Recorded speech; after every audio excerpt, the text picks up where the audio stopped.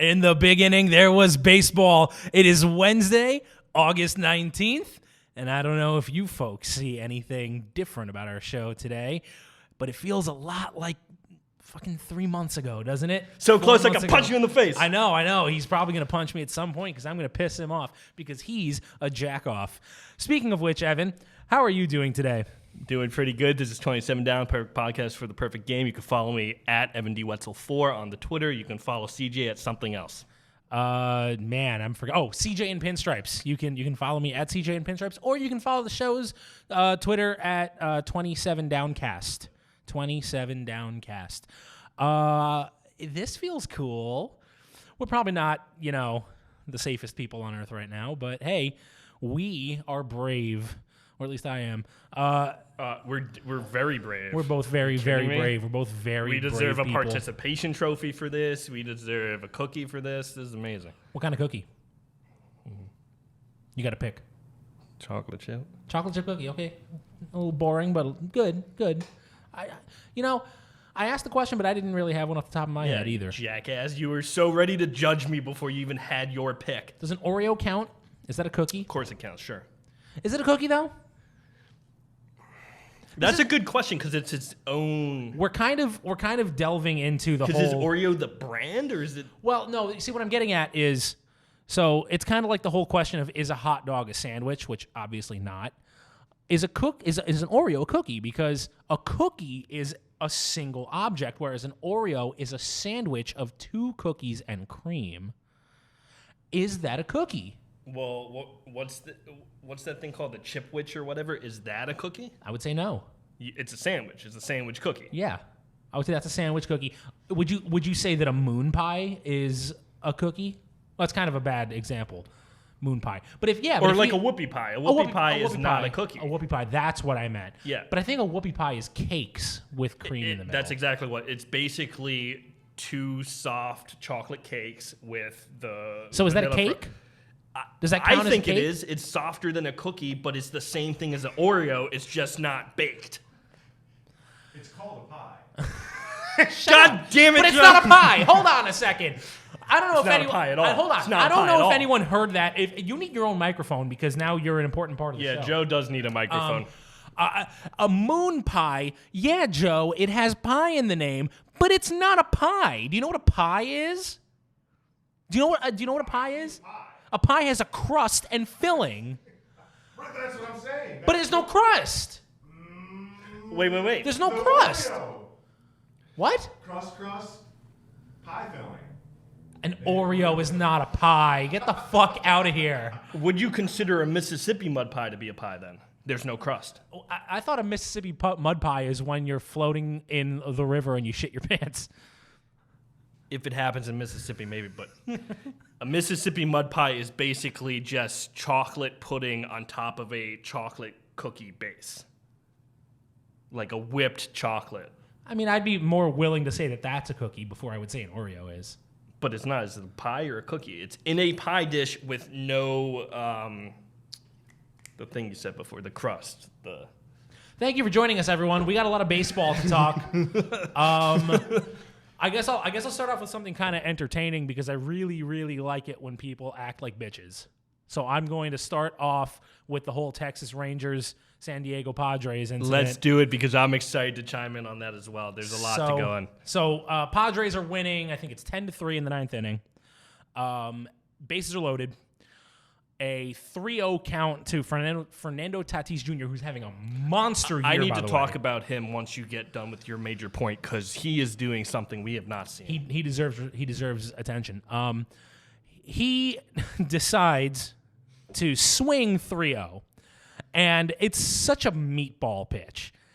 He cracks it for a grand slam, and the Rangers are pissed.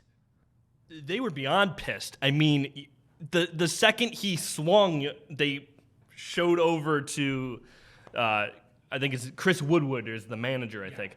They showed over to him, and he's just shaking his head with his mask on, and you can see he's really pissed off, and it's like, really, over an unwritten rule? Yeah. Either write the rule in or shut the fuck up about it. So I have several thoughts about this. First of all, what a shot. I mean, it's hard 3-0 to go into swing mode because you just saw 3-0 pitches, and now you swing and you hit a home run. So that's pretty cool. Did you see where the pitch was? It was not high in the strike zone. It was lower half of the strike zone, closer to his ankles. But it was still over the middle of the plate. It was a meatball, yes. No, it was over the middle of the plate, but he swung low, and it was one of the most beautiful swings ever, and it was a moonshot. And you could tell that he felt bad. You could actually see the remorse, like, upon contact. He kind of swung. He kind of just, started rounding the bases. I don't think he was happy with himself either. I have an idea, okay? So we have all these unwritten rules about not running the score up late when you're already up big. I think the best way to make sure the score doesn't get run up is all you have to do is not give up a home run. How about you don't throw a terrible pitch? And again, his pitch wasn't that bad, but it was still center of the plate. It was a 90-mile-an-hour fastball. Yeah. Right. It was center low. It was center low. Giambi would have murdered that pitch too, easily. So I think that's the best way that these unwritten rules now become not necessary when all you do is don't give up the grand slam. Don't throw the meatball. Don't offer something. And by the way, everybody, it was a 7-run lead. The Padres weren't up 15-1. There's no clock in baseball. The game's over when it's over. And 7 runs in 1 inning? Sure. Is it hard? Yeah. Has it happened a ton of times? Hell no. But well, you want to know something even more pathetic? Who holds the record for most runs scored in the game? That's the Rangers, right? The Texas Rangers. 30. They beat the Baltimore Orioles 30-3 and did the same fucking thing. And now, years later, they're going to bitch and moan about it. Come on, you jackasses. I have an idea. How about this? Allow the Rangers to say, hey, don't run up the score anymore. They can say that. But they have to immediately forfeit the game. Yeah, I'm fine with that. If you want to have the mercy rule, cool. Mercy rule, game's over then. Yeah. Game's over. And it has to be a mercy rule initiated by the losing team. Correct. It has to be, okay, we're done. I'm fine with that. If you want to act like a little league team, go ahead and do that. Forfeit a game. Fine. No problem with that. But to bitch and moan about an unwritten rule that shouldn't be there when no other sport has this issue. Like, seriously, in hockey, when it's an empty net goal, does the other team go, oh, you know what, guys? Let's just skate in our own zone and not score. No, they're going to score that last goal and put the game to sleep. That's what you're supposed to do. As a matter of fact, hockey players would probably go, thank you. Yes. Thank you for not taking pity on us. Exactly. That's another part of it. This is the third layer of this. Do you really want a player to be like, well, I could have walloped that, but I'm going to be nice to you? And we've seen it in football a couple times when the score is really high, the player won't score the touchdown or he'll take the knee before crossing the line. That's a respect thing, but that's when the score is really up there. Who was the team against the Giants? I remember years ago, the Giants tried to take a knee, and the other team tried to go for the ball. Like, they were still in it. They were still trying to play. I don't remember. Coughlin got pissed. Yeah. He was like, yeah, we're trying to kneel the game's basically over. But it's not. It's really not. Yeah, Anything no, can happen. I really hate that. I feel like in sports, when the clock ends, that's when the game over. Why are you wasting time? Like, I also, even in basketball, I don't like when they run out the clock. And that's something so small and stupid, it's not a big deal. Right. But, like, I don't like them dribbling in the backcourt. Like, But- come on, just take the last damn shot. But if you're going to run the clock out, at least be okay with the other team trying to stop you from doing it. Correct. And Correct. if you're going to complain about the other team running up the score, you're not allowed to try anymore. Yeah. You're not allowed to try to make the comeback. How can you with the same breath say you're not allowed to run the score up anymore, but we're also going to try our best to come back? Yeah. Get out of here. Kiss my butt. Kiss my butt with your lips. That's really stupid. And the other thing I wanted to make about Fernando Tatis and how ridiculous he's doing. Last year, I think he had 365 at-bats or whatever. He played in 85 games, and he had 22 home runs. He's only played 25 games so far. Oh, also last year, he had nearly 200 total bases.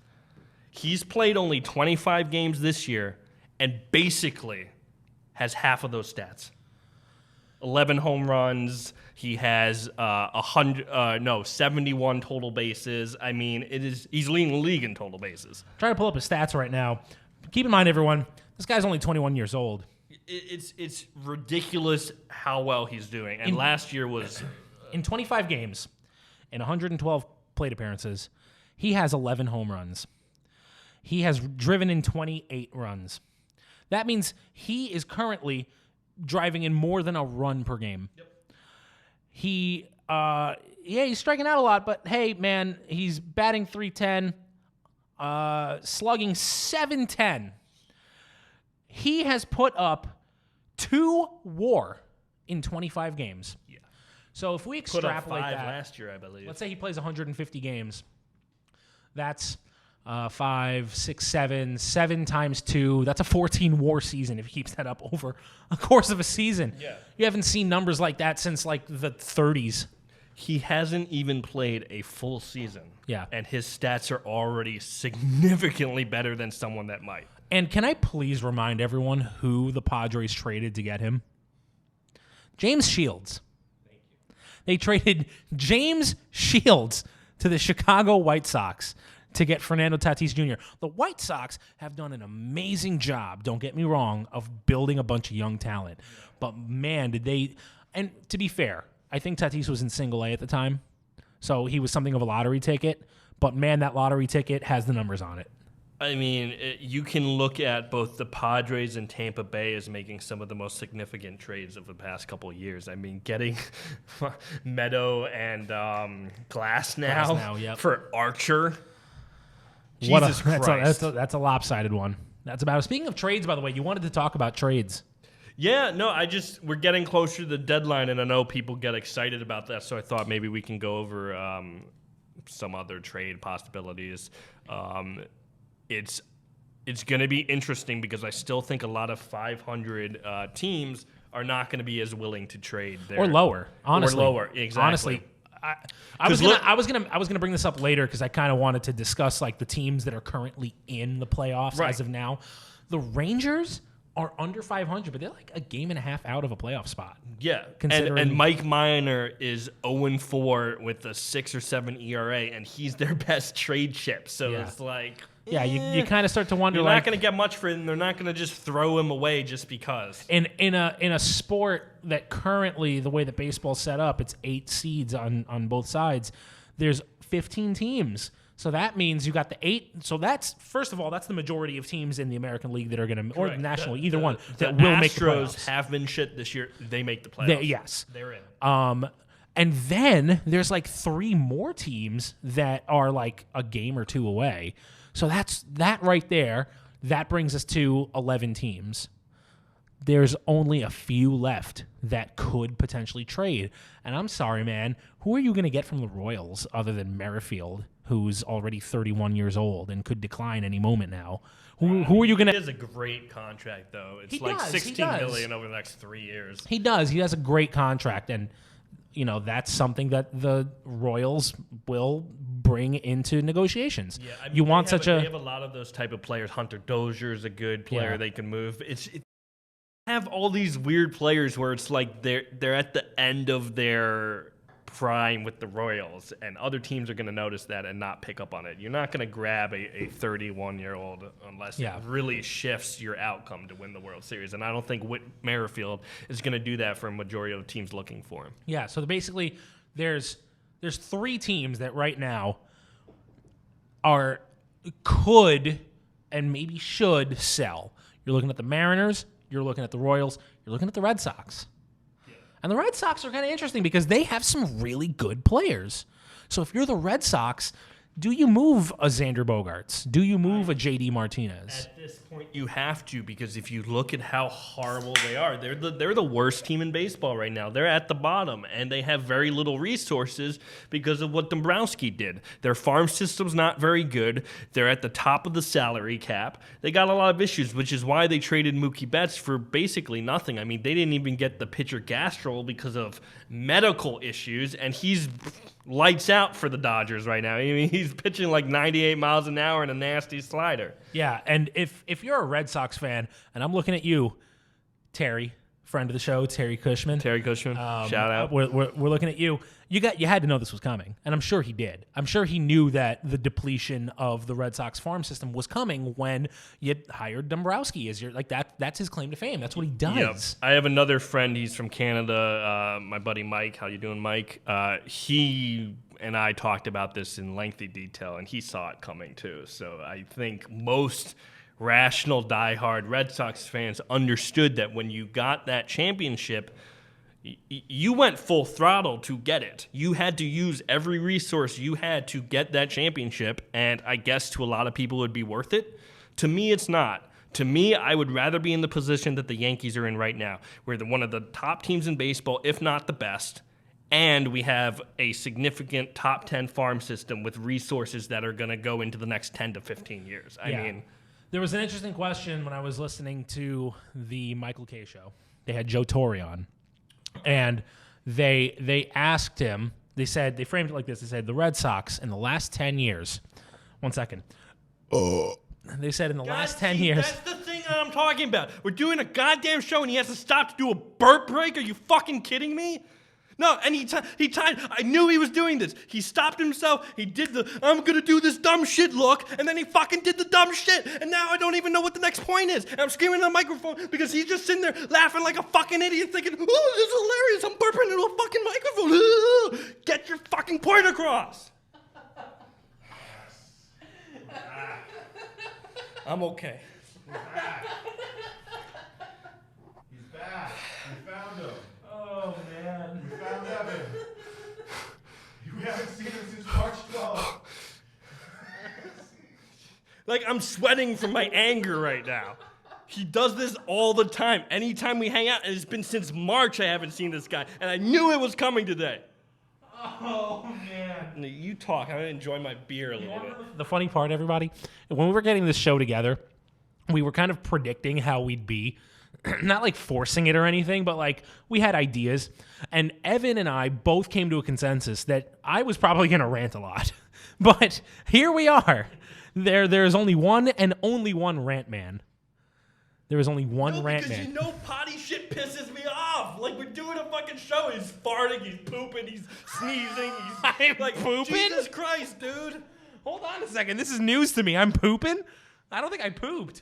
I pooped earlier today.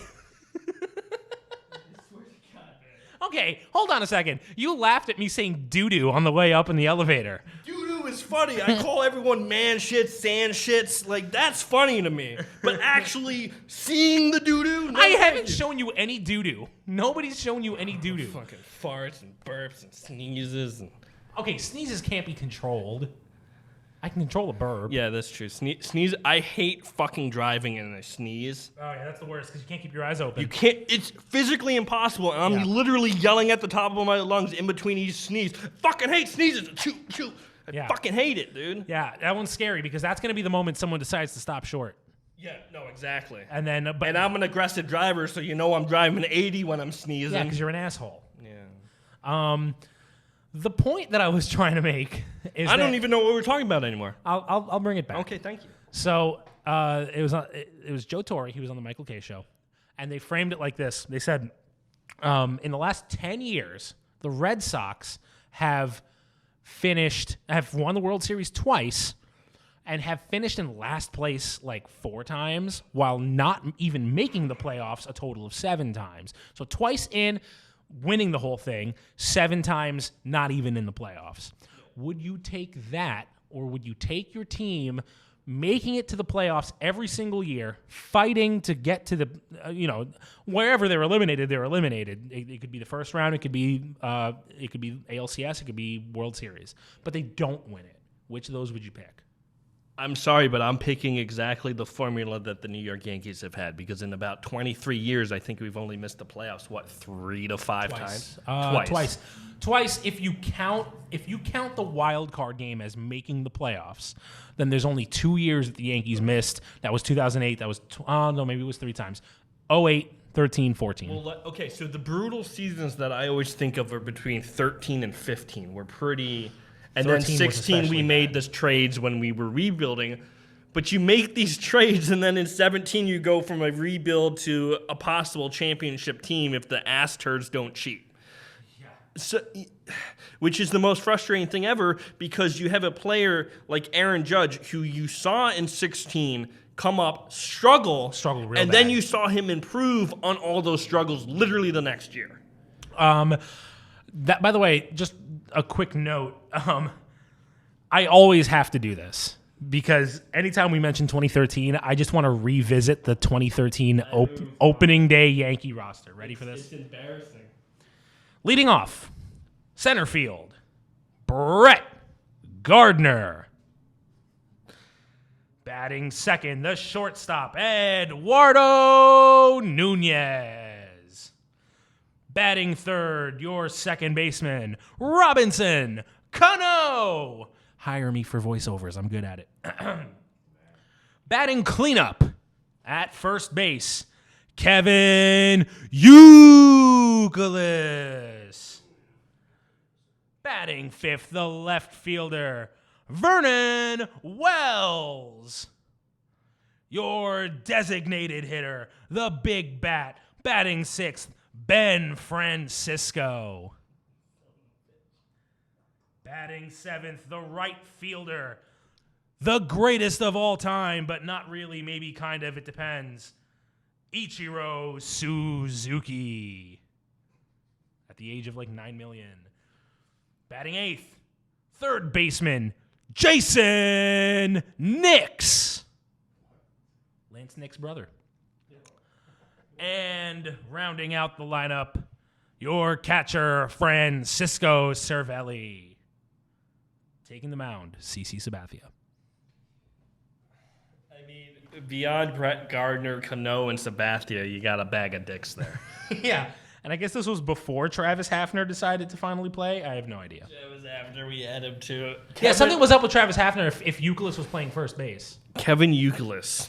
He played like 14 games for them. I didn't even want him for that long. I hate Kevin Youkilis. Kevin Pukilis. He is Pukilis. Pukilis, okay. He said Pukilis. Fuck you, I said Pukilis. He's such a piece of shit with everything he does.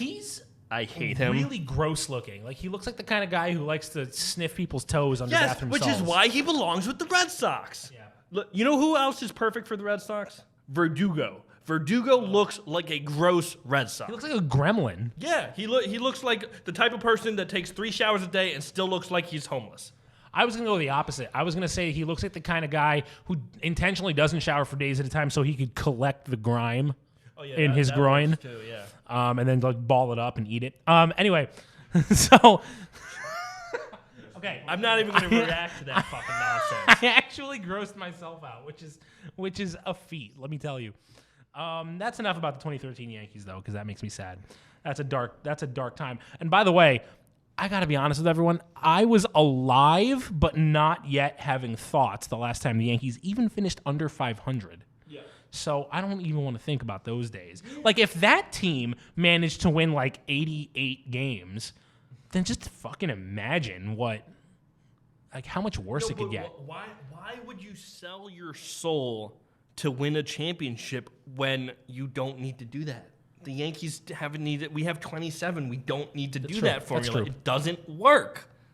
It works for the time period in which you're doing it. But look at the Marlins, for example. Every time they won the World Series, they had no resources of money to keep the players, so they tore them down the next season. The Marlins actually have the record for 97 and 03. Marlins have the record for the biggest win drop off by a World Series winner. I think they lost 106 games in 98. Right. Something like that. And it sucks because the two teams that won, 97 and 03, were impressive teams. Yeah. But no one gives them credit because they were a team for 1 year and poof, gone. Yeah. So no one gives a shit because they don't have fans, they don't have players, they don't have an owner who gives a shit. Yeah. Like look how the Yankees got Giancarlo Stanton. It's because Giancarlo Stanton had all the leverage, and the only team that could have paid for him is the Yankees, and we gave up nothing. Exactly. Okay, so I want to talk a little bit about playoff scenarios since we are very close to halfway through the season, It makes a little sense to me to talk about the teams that are in. Remember, 8 teams per league now. I hate it as well. I see why they did it, though. They want to accommodate the fluke teams who, by record, made it, but also the teams that everyone knows would have made it. So I get it. They want to accommodate for all the small sample noise. But not the Astros make the playoffs because they're shitty was a dream of mine. And it really sucks to see a below 500 team making it and knowing that they have the pieces to actually get hot in the playoffs. You can still take pride in the fact that any other year they wouldn't have made it.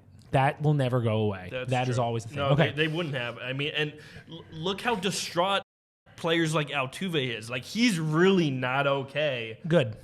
No, exactly. It is good. I have no sympathy. But I love the fact that he's not okay, and I wish that would carry over to next year so we can see it in front of the fans. Because if they're seeing pressure now in an empty stadium, imagine how bad next year is going to be when people still fucking care. How old is he now? 30, 31?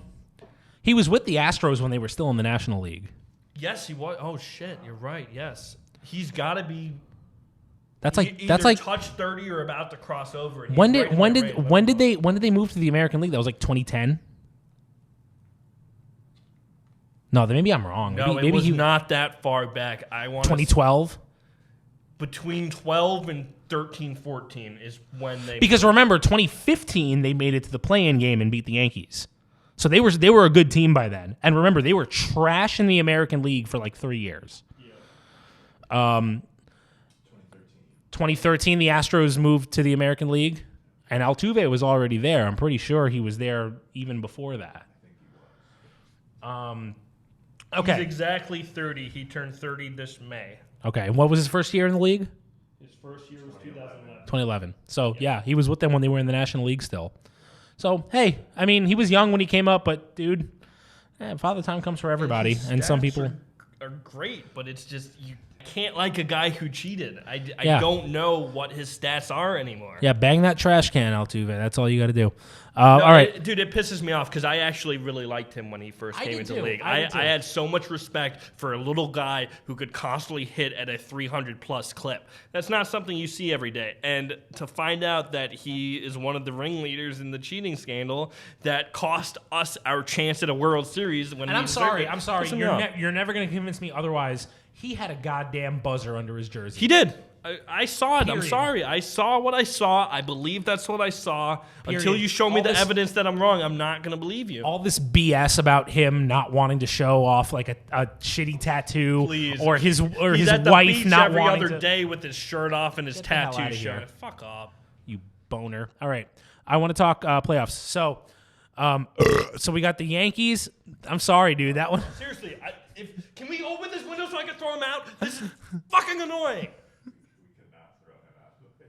So, hey, can you try to focus on the show here? I'm focused. You're burping every 2 seconds. What do you mean focus? How can I focus? I'm a 2-year-old. Like, Jesus Christ, I'm focused. You know what you remind me of? You remind me of Don Vito from Viva La Bam. Christ. That is a horrible, horrible. He only ate like one thing. What was it, like clams or reganata? Yeah. Like he used to hold his tongue or scallopini. I don't exactly remember. It was like clam something. Yeah. May he rest in peace. Don Vito is one of the fire. I don't know. He touched little girls, so he can go fuck himself. Wait, did he really? He went to jail or something like that. He was on trial for like they weren't that little. They were like. I did not know that. I'm not about to say like if a certain age is better than other ages, but like they were. Shush! You're not allowed. They were like it's fucked up no matter how you look at it. They were underage. That's all I'm gonna say. Okay. And damn it, Don Vito. yeah, May you burn in hell. Can I get to this already? Sure. Stop burping then. Number 1 seed as of right now, New York Yankees. Number 2, and by the way, these are the division winners. Okay, so some of these teams are gonna have better records than others. So Yankees, number 1, A's. You know, the A's and the Twins are both 16-8. I don't know what the head-to-head is between those two teams. So those are your top 3. Okay, so Yankees, A's, Twins. Then in order, okay, 4 through 8, you got the Rays.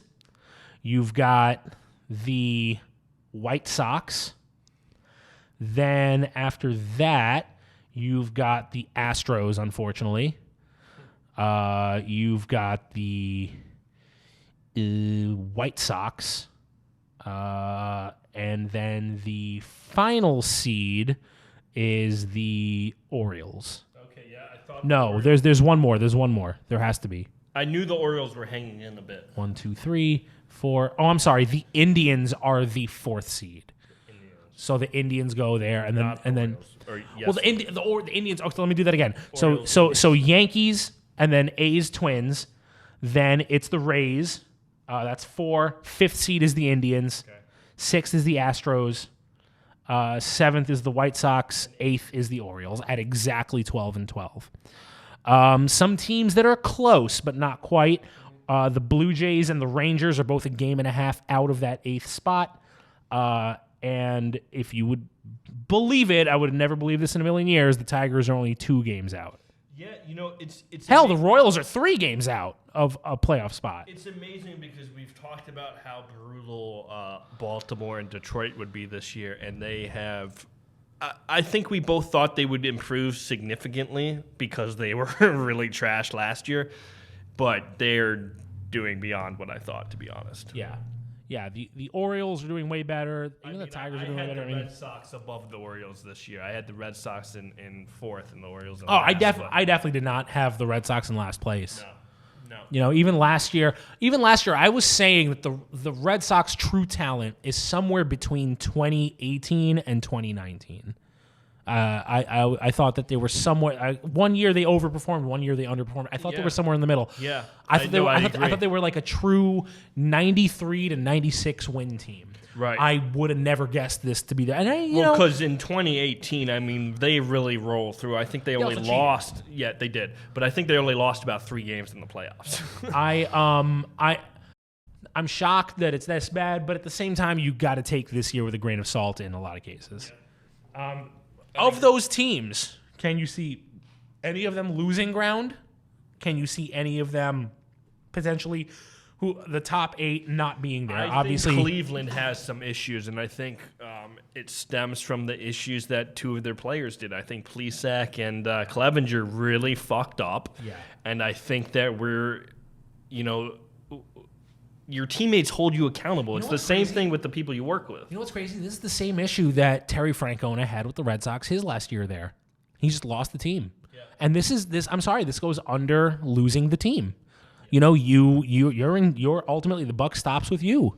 Oh no! And when he lost the Red Sox, I mean, The chicken and beer year? yeah, Sounds like fun. He really lost the Red Sox. I mean, they were like doing shit in the clubhouse and like.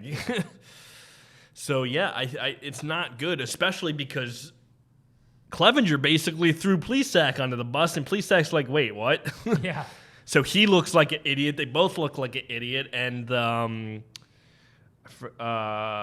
Plutko is the other pitcher. He's basically like, we don't trust these guys anymore. They lied to us, and they could have put everyone's health at risk. I mean, I want to go home and see my family. Now I'm scared to do so. It's Right. basically what he said, and it's like that's bullshit. The NBA's done a good job with it. The NBA, they put Fantastic. everyone in a bubble. You're here for 2 weeks, then we're getting started. That way we know nobody has it. Hockey's doing fantastic too. Yeah. NHL is really. And that done one a guy good in the job. NBA decided to go to a strip club. Oh yeah, no, he was just picking up food. He was just picking up food. That's why people go to strip clubs, to get the good chicken. Suck my pussy. That's what I say to him. That's what he was trying to get. Yeah, right. I believe that. He was trying to get some tea in his fachi. Let's go to the National League now. As of right now, this is the way it would go in the National League. Number 1, the Dodgers. They are destroying everyone. They are beating all the cheeks. Number 2, It's not even close. yeah, it's They're clearly the best team in the National League. they're very well on their way of my prediction of, what was it, a 35 win team? Was that, it was like 35 and a half? What was the over under you gave us? I think it was like 30. It was 30 wins. It was 30 wins because I remember saying that's only 2/3 of the season. No, then it would be 40. It was 40. It was 40. It had to be 40 because I remember saying 40 is only 2/3 of the season, and that's not that crazy. It had to be 40. Well, I said the Yankees would be 53-7. So that's not going to happen. We've only lost 7 You're games. you're negative. only lost 7 games. Yeah, you're right. You're right. They I'm could, right. They could win the rest of the season. Yep. Anyway, Dodgers number 1, Cubs number 2, Braves number 3 at this point.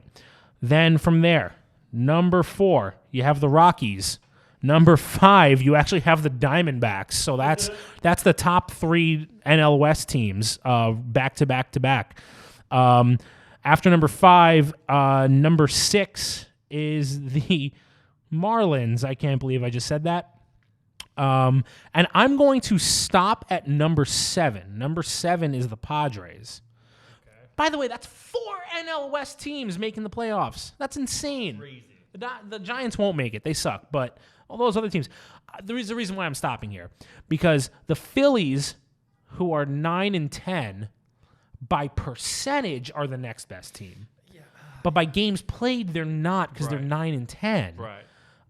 The Brewers are 10-11. They have a slightly better percentage than the Phillies do. Yeah, but the Phillies could catch up. And then you got the Cardinals, who are technically, by percentage, second place in the NL Central and should be in the playoffs. Right. But they're 6-6 because the Cardinals team decided to do a human centipede in the middle of a COVID pandemic, and they had 75 trillion players get sick.